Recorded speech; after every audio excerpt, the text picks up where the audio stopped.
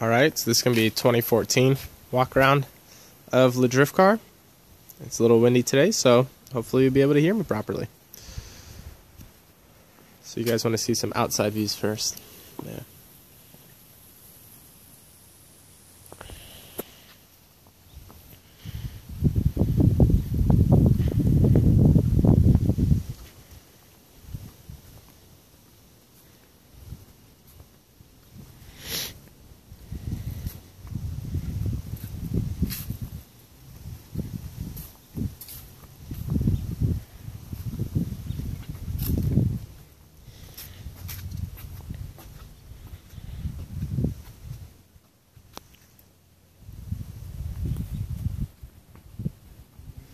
Alright, so let's just start on the outside. Those are Rikens 15x7 plus 0, at least the majority of them, what they should be. They've been painted gloss black, and that's a Rust-Oleum gloss black. Everything right now is a little bit dirty, of course, but so it doesn't look as gloss as it should be, but it is.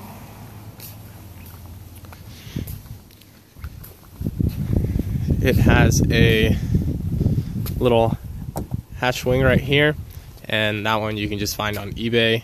The previous owner already had it installed on the car, and you can notice by this symbol right here, if you want to get one, that's like usually you'll be able to tell right away like that it's the same one just because it has a little marking on it. So there's that. The taillights are also eBay clear taillights, which are kind of like D-Maxes.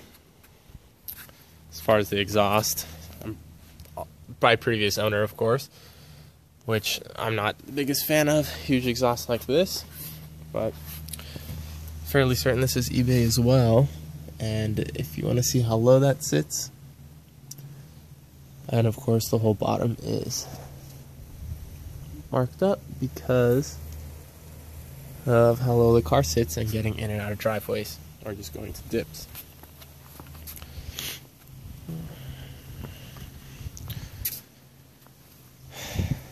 These are chameleon like color change, purple, green. Right here, this is broken by the previous owner as well, but these are all clear markers. Same with those ones. Those ones are just yellowed out basically. Got there. Let's go inside.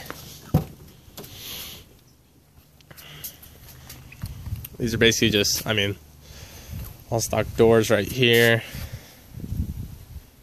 This is a Sonic Motors VS3 bucket seat, and that is using a PLM seat bracket, which has been modified in order to sit a little bit lower and better. The fitment on it is horrible.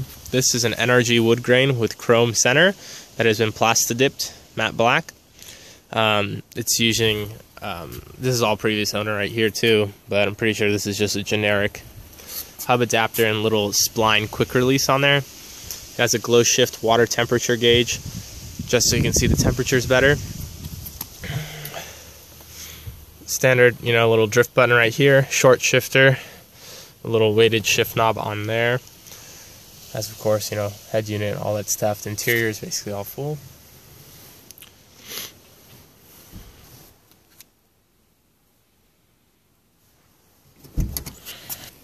And of course, this is the trunk.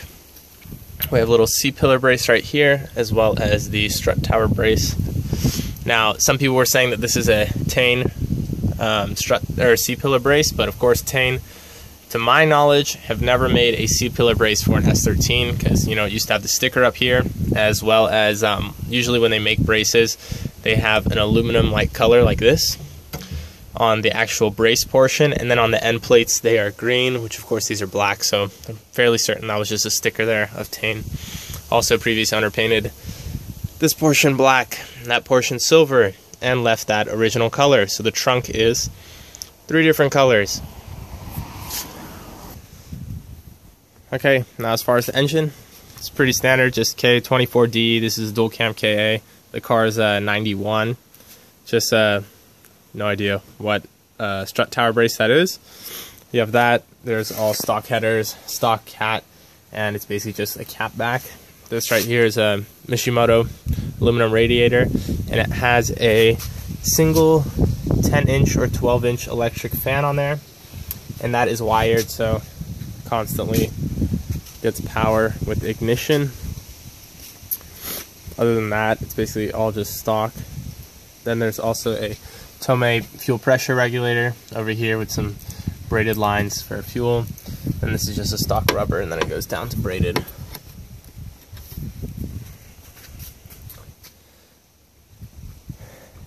As far as suspension, all Stance GR Plus Pro coilovers. You have Godspeed adjustable tension rods, standard front lower control arms, and energy suspension bushings up front as well.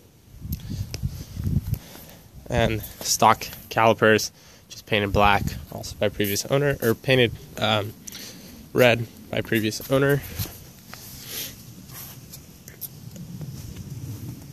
As for over here, you have adjustable tow rod, rear upper camber arm over there, and those are adjustable, and those are both eBay, cheap ones, which have been to many track events, and no issue whatsoever. Tires over here, Hankook Ventus V2s, which, I mean, they're not really the greatest tires. I just mainly picked them because they had a 500 tread wear, which is really high, and so wanted something that would last with all the driving on here with the welded diff, which it has, so no argument there.